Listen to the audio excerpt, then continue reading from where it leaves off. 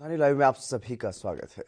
Corona के बढ़ते खतरे को देखते हुए हरियाणा सरकार ने एक बड़ा फैसला लिया है। प्रदेश में 9 से 12वीं तक के स्कूल भी अब बंद कर दिए गए हैं। इसी के साथ साथ सभी सरकारी और निजी औद्योगिक प्रशिक्षण संस्थानों के साथ साथ प्रशिक्षण संस्थानों को भी फिजिकल स्किल ट्रेनिंग के लिए 30 अप्रैल तक बंद रखने का निर्णय लिया गया है।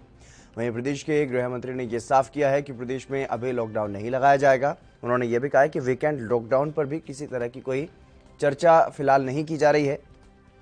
अनिल विज ने धरना स्थलों से किसानों को हटाने की खबर का भी खंडन किया है। इस दौरान उन्होंने कहा है कि इस तरह की सरकार की कोई मंशा नहीं है और प्रदेश के मुख्यमंत्री मनोहर लाल खट्टर ने भी किसानों से सिर्फ अपील की है कि वो बढ़ते कोरोना संक्रमण को देखते हुए अपना धरना कुछ समय के लिए स्थगित कर दें। हालात सही होने पर वो दोबारा से अपना धरना जारी कर सकते हैं। मीडिया में आ रही मिशन क्लीन जैसी खबरों का कोई औचित्य नहीं है और ये खबरें पूरी तरह से उचित नहीं है।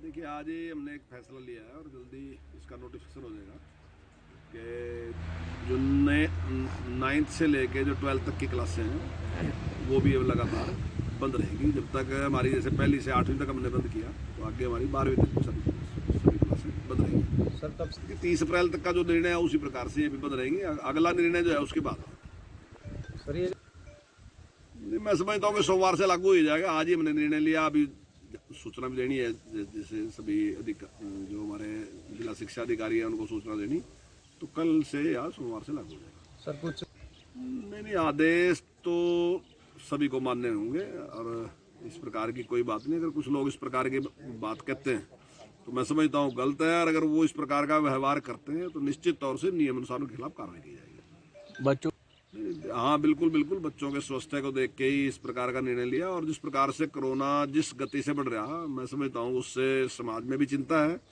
और अभिभावकों में भी चिंता है, और हम भी एक तरीके से अभिभावक ही हैं बच्चों के, तो कैसे हमारी भी जिम्मेदारी है, तो इसलिए हमने ये निर्णय लिया। हमने इस पर कोई विचार नहीं किया। तो कोई मंथन चल रहा है, कोई समीक्षा नहीं, अभी कोई नहीं है। हम टाइम टू टाइम जो प्रदेश की स्थिति है उसको मॉनिटर करते हैं और उसके बाद ही हम निर्णय लेते हैं।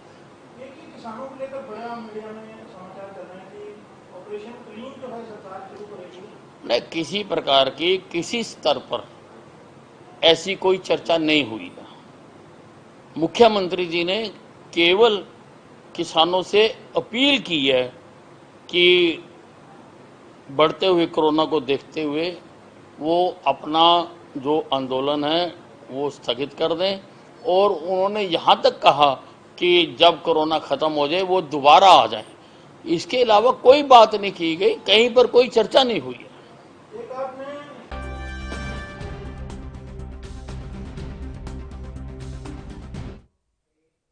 अभिषेक तक्षक हमारे संवाददाता हमारे साथ जुड़ गए अधिक जानकारी के साथ। अभिषेक, क्या कुछ पूरी जानकारी है, क्योंकि लगातार जिस तरीके से कोरोना के मामले बढ़ रहे हैं उसको देखते हुए कुछ ना कुछ फैसले लगातार हरियाणा सरकार की तरफ से लिए जा रहे हैं। अब स्कूल जो है वो 9वीं से 12वीं तक भी बंद कर दिए गए।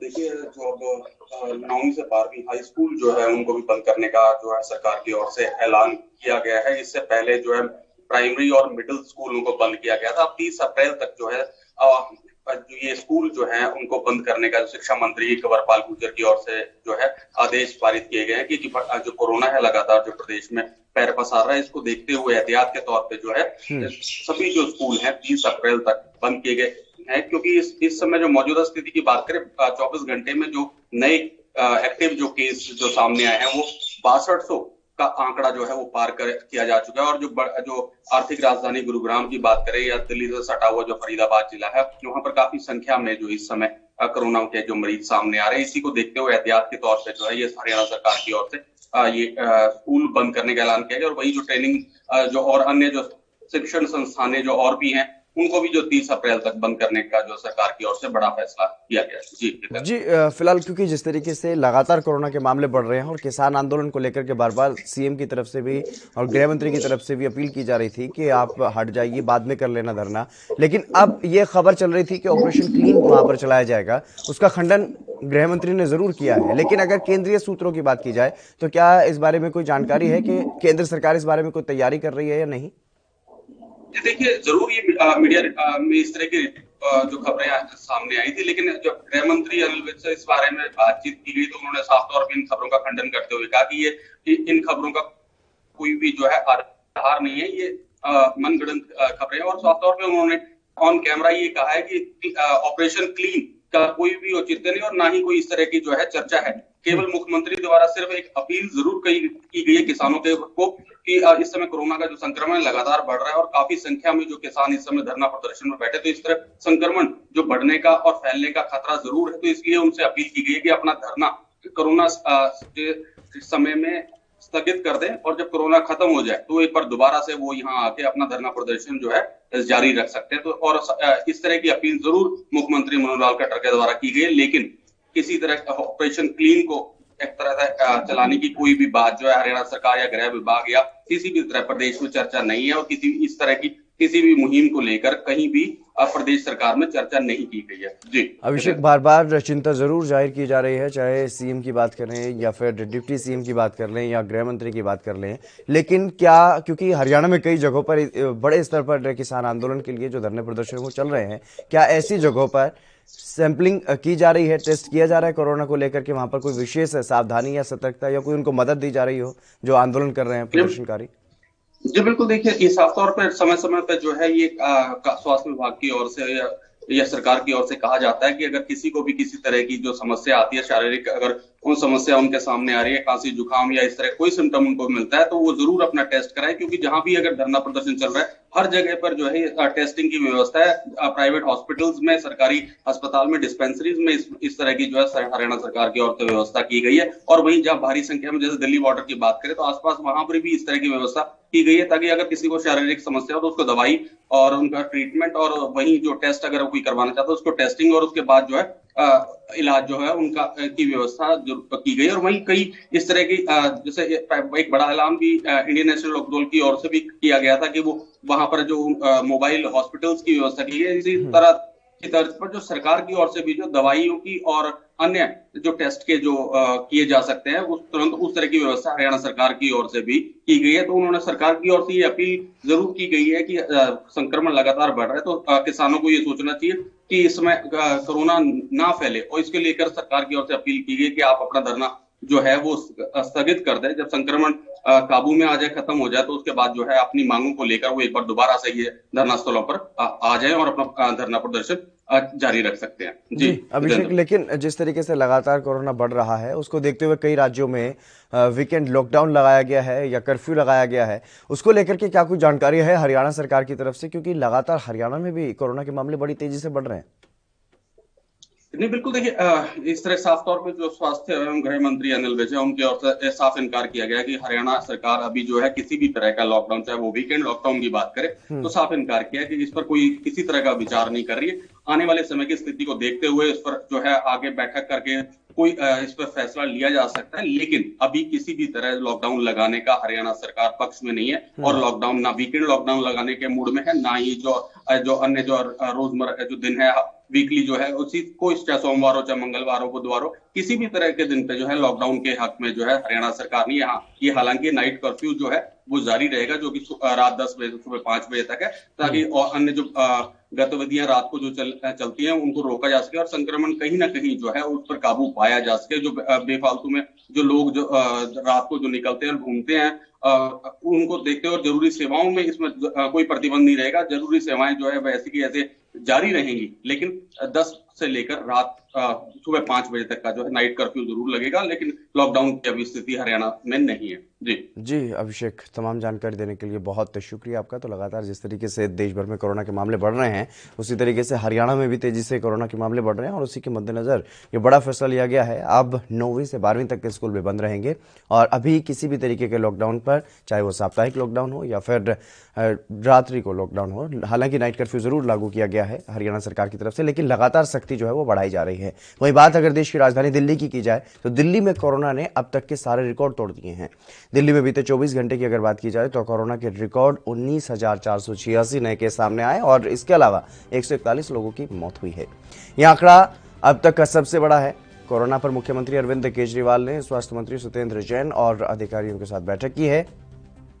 बैठक में मुख्यमंत्री केजरीवाल ने सभी जिलाधिकारियों को ऑक्सीजन बेड बढ़ाने के निर्देश दिए हैं और साथ ही उन्होंने अस्पतालों में बेड्स की उपलब्धता की सही जानकारी सुनिश्चित करने को कहा है, ताकि जो आम लोग बेड की जो संख्या देखने की कोशिश करते हैं और बेड की जो जानकारी हासिल करने की कोशिश करते हैं, उसमें कहीं ना कहीं कुछ गड़बड़ी सामने आ रही थी। और इसके अलावा होम आइसोलेशन में रह रहे मरीजों के पास जल्द से जल्द सरकारी टीम पहुंचे और मरीजों को ऑक्सीमीटर देने के निर्देश दिए गए हैं। दिल्ली में कोरोना संकट के बीच उपराज्यपाल ने भी पुलिस कमिश्नर, सभी डीएम और एसडीएम के मेयर्स के साथ बैठक की और मीटिंग में उपराज्यपाल अनिल बैजल ने निर्देश दिए हैं कि कर्फ्यू का सख्ती से पालन करवाया जाए।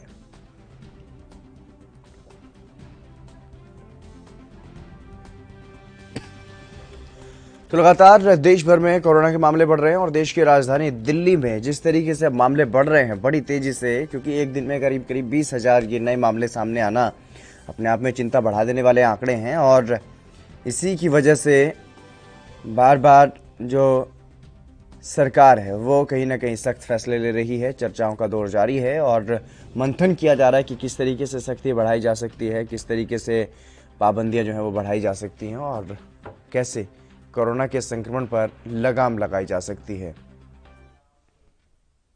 राजीव तिवारी हमारे संवाददाता हमारे साथ जुड़ गए अधिक जानकारी के साथ। राजीव, क्या कुछ जानकारी है, क्योंकि लगातार जिस तरीके से दिल्ली में अब कोरोना के मामले बढ़ रहे हैं उसको लेकर के सरकार की चिंता जो है वो साफ तौर पर दिखाई दे रही है। देखिए, बिल्कुल सही कहा आपने। यहाँ पर एक चीज समझ में आई, दिल्ली सरकार निरंतर कर रही थी कि पहले परिस्थिति को संभालने की कोशिश की जा रही है। लगातार जनता को कहा जा रहा था कि हम लॉकडाउन नहीं लगाएंगे, मगर अब परिस्थिति बिल्कुल बदलती जा रही है और लगातार कहीं ना कहीं स्थिति को संभालने के लिए दिल्ली सरकार निरंतर कोशिश कर रही है। यहाँ तक कि नाइट कर्फ्यू का ऐलान भी कर दिया है, वीकेंड कर्फ्यू का भी ऐलान कर दिया गया है और कल यानी फ्राइडे से रात 10 बजे से लेकर मंडे सुबह 6 बजे तक के लिए वीकेंड कर्फ्यू लगा दिया गया है। किसी को भी आने जाने की अनुमति नहीं है। मगर जिस तरीके से लगातार पिछले 24 घंटे के अंदर 20,000 से ज्यादा के आंकड़े आए हैं, तो कहीं ना कहीं चौंकाने वाली स्थिति जरूर है।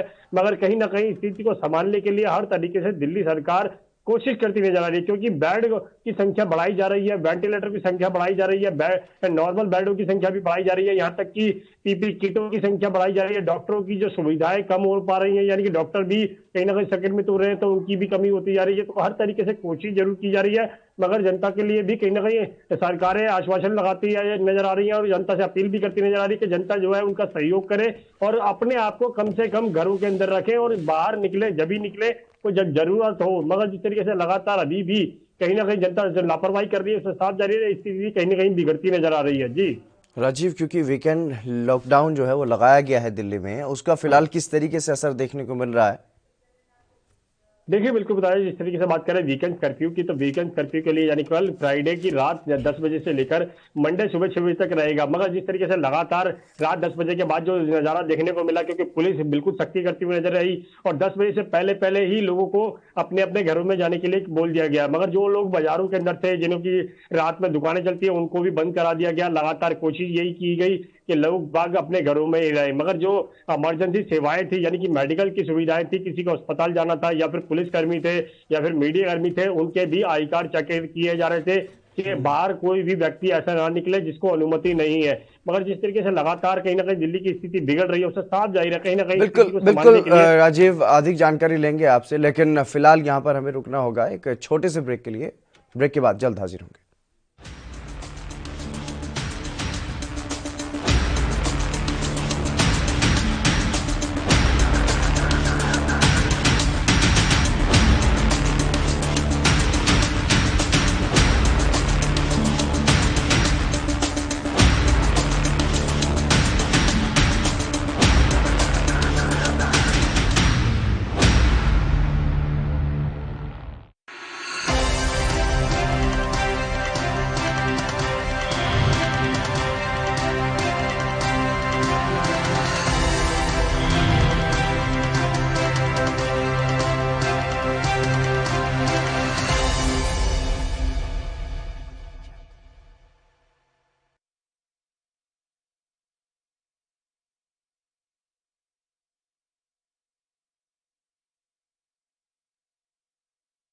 गुरु तेग बहादुर सिमरिए।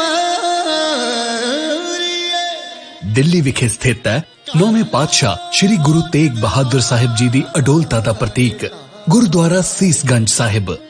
ਸਤਿਗੁਰੂ ਤੇਗ ਬਹਾਦਰ ਪਾਤਸ਼ਾਹ ਮਹਾਰਾਜ ਨੂੰ ਔਰੰਗਜ਼ੇਬ ਦੇ ਹੁਕਮ ਦੇ ਨਾਲ ਜਲਾਦ ਜਲਾਲੂਦੀਨ ਨੇ ਤਲਵਾਰ ਦਾ ਵਾਰ ਕੀਤਾ ਅਤੇ ਸਤਿਗੁਰੂ ਪਾਤਸ਼ਾਹ ਮਹਾਰਾਜ ਸ਼ਹੀਦ ਹੋਏ, ਜਿੱਥੇ ਅੱਜ ਕੱਲ੍ਹ ਗੁਰਦੁਆਰਾ ਸ਼ਿਸ਼ੋਭਤ ਹੈ।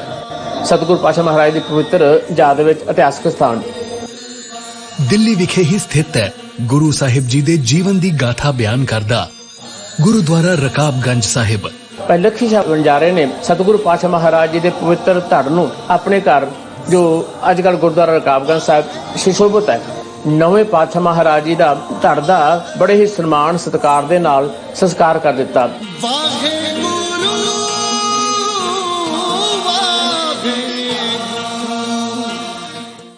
कम ब्रेक और ज्यादा खबरों के साथ देखिए ANB news in channel number पर।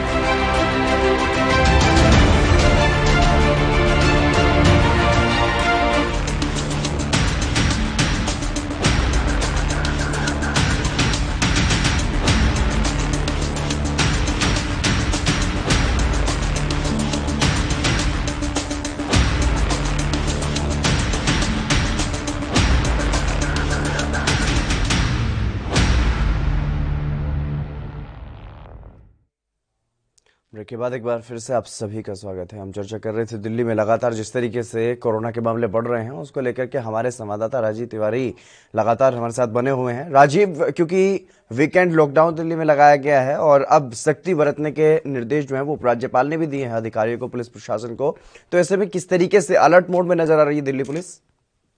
तो देखिए, बिल्कुल बताया, जिस तरीके से बात करें उपराज्यपाल की, तो उपराज्यपाल ने भी दिल्ली पुलिस कमिश्नर के साथ एक बैठक की थी, जिसके अंदर दिल्ली पुलिस कमिश्नर भी थे, यहाँ तक कि डीएम भी थे और एसडीएम भी थे। लगातार यही बताया गया है कि दिल्ली पुलिस अब लगातार सख्ती बरतेगी, चाहे वो एसडीएम के द्वारा हो या फिर दिल्ली पुलिस के द्वारा हो, लगातार सख्ती बरती जाएगी। और जो वीकेंड कर्फ्यू का ऐलान किया गया है, यानी कल शुक्रवार रात से 10 बजे से लेकर और सोमवार सुबह 6 बजे तक के लिए, उसके बीच में अगर कोई भी व्यक्ति अपनी मर्जी से बाहर निकलता है तो कहीं ना कहीं उसको दिक्कतें होंगी। और अगर उसके पास ई पास है या फिर इमरजेंसी सेवाएं चाहिए या फिर कहीं जाना है तो ही उसको परमिशन मिलेगी, मगर जिस तरीके से बिगर ई पास के यानी कि परमिशन नहीं दी जाएगी। मगर सख्ती बरतने के लिए बिल्कुल कह दिया गया है।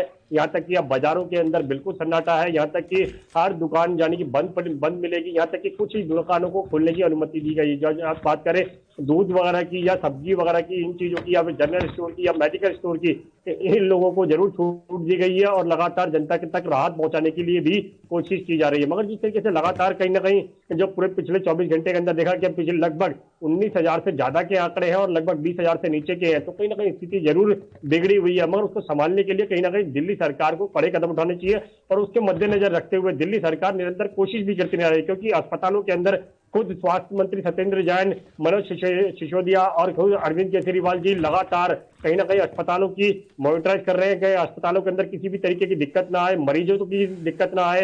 यहाँ तक कि जो होम क्वारंटाइन के अंदर जो मरीज है उनकी भी डिटेल ली जा रही है और उनसे भी बातचीत करनी जा रही, कोशिश की जा रही है कि उनका इलाज किस तरीके से चल रहा है और होम क्वारंटाइन में वो किस तरीके से अपना इलाज कर रहे हैं। ये सारी प्रक्रिया अपनाई जा रही है, मगर फिर भी कहीं ना कहीं कोरोना की जो स्थिति है उसके अंदर रफ्तार देखने को मिल रही है।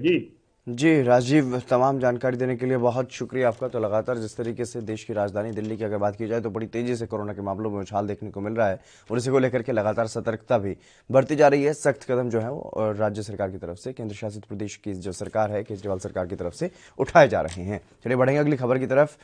मुंबई में बोरीवली पश्चिम भगवती अस्पताल में ऑक्सीजन न होने की खबर सुनकर के मरीज और उनके परिजनों में भय का माहौल बना। डॉक्टर्स ने भी मरीजों को शिफ्ट करने की तैयारी की और खबर सुनते ही विधायिका मनीषा चौधरी भगवती अस्पताल पहुंची और वहां पर उन्होंने मरीजों को जोगेश्वरी ट्रॉमा सेंटर, शताब्दी और अन्य अस्पतालों में शिफ्ट किया जा रहा है। इसका कारण है कि ऑक्सीजन वहां पर कम है, ऑक्सीजन नहीं है। खबर मिलते ही विधायक मनीषा चौधरी अपने कार्यकर्ताओं के साथ जब अस्पताल में पहुंची तो अस्पताल के डीन से मुलाकात की और इस संबंध में मनीषा चौधरी ने यह कहा कि बड़े दुख की बात है कि महानगर पालिका के ही अस्पताल में ऑक्सीजन नहीं।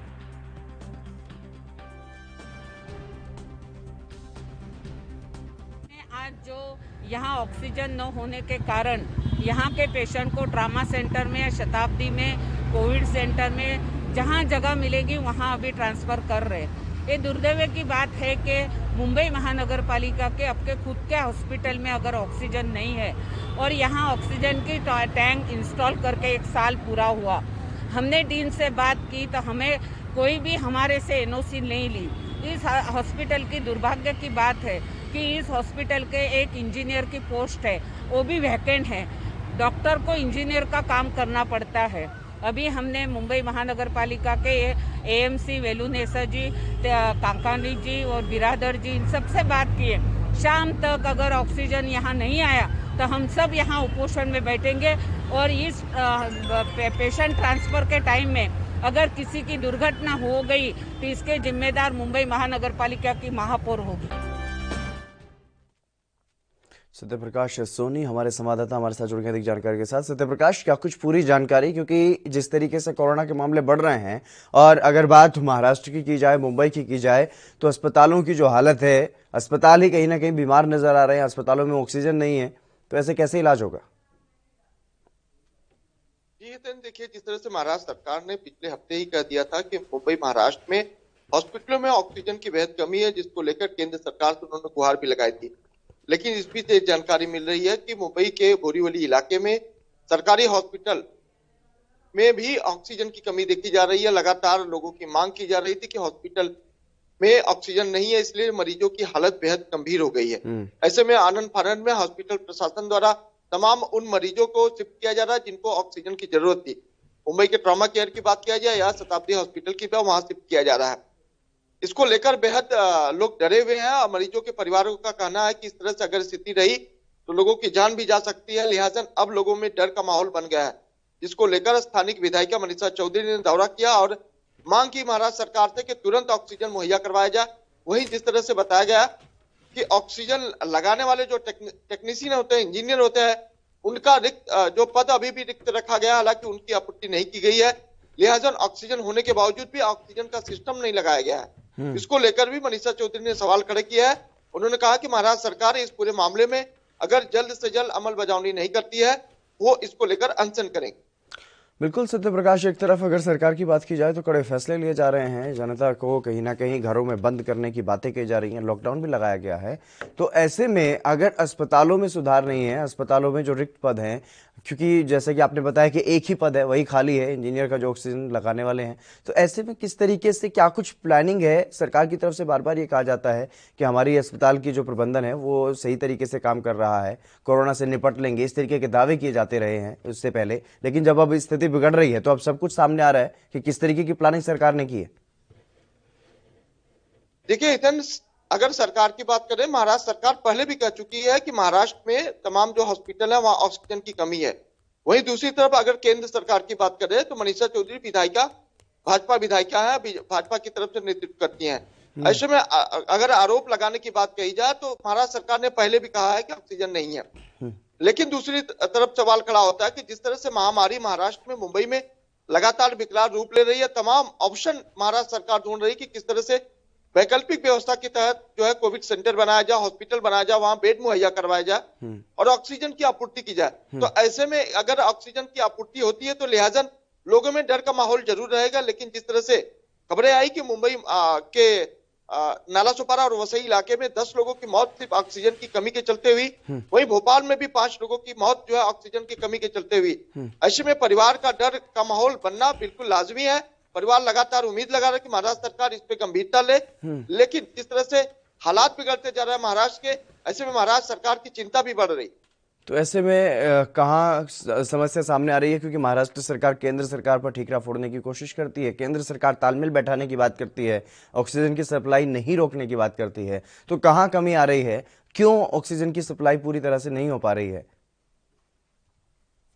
देखिए कोरोना जो सिर्फ महाराष्ट्र में नहीं है बल्कि देश के सभी जिलों में, सभी राज्यों में है। ऐसे में केंद्र सरकार की जिम्मेदारी सभी राज्यों के लिए है, न सिर्फ महाराष्ट्र के लिए। ऐसे में अगर चीजें विलंब होती है या फिर इसमें राजनीतिक की बात की जाती है तो जाहिर तौर पर वो बेहद दुखद बात है। लेकिन जिस तरह से लगातार महाराष्ट्र सरकार मांग कर रही है, केंद्र सरकार को भी इस पे अमल करना चाहिए। हालांकि केंद्र सरकार ये जरूर कर रही है कि हम इस पूरे मामले में गंभीरता ले रहे हैं, लेकिन जिस तरह से महाराष्ट्र सरकार में स्वास्थ्य मंत्री राजेश टोपे का कहना है कि केंद्र सरकार लगातार इस पूरे मामले में गंभीरता न ले। जिस तरह से हालात महाराष्ट्र में सबसे ज्यादा गंभीर है, महाराष्ट्र में सबसे ज्यादा कोरोना संक्रमण आए दिन आ रहा है, मुंबई में आए दिन आ रहा है, मौत के आंकड़े भी महाराष्ट्र मुंबई में सबसे ज्यादा है। ऐसे में केंद्र सरकार को सबसे ज्यादा जो है ध्यान कहीं न कहीं महाराष्ट्र को देना चाहिए। लेकिन अगर बात की जाए, क्योंकि जिस तरीके से बड़ी संख्या में कोरोना के मामले बढ़ रहे हैं, फिलहाल क्या कुछ स्थिति वहां पर देखने को मिल रही है और लॉकडाउन का क्या पूरी तरीके से लोग पालन कर पा रहे हैं?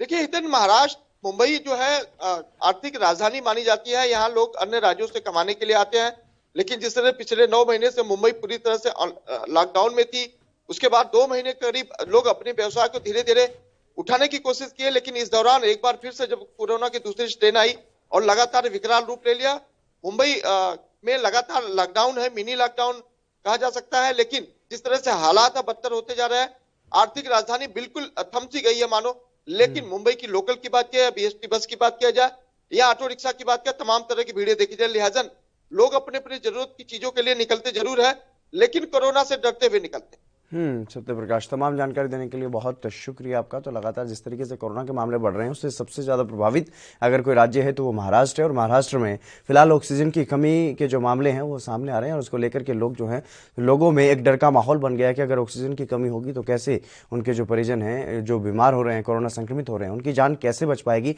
अपने आप में ये बड़ा सवाल है। हालांकि केंद्र सरकार भी इसको लेकर के सतर्क है और ऑक्सीजन खरीदने की बात भी अब कही जा रही है। राजधानी लाइव में बस इतना ही। आप बने रहिए ANB न्यूज के साथ।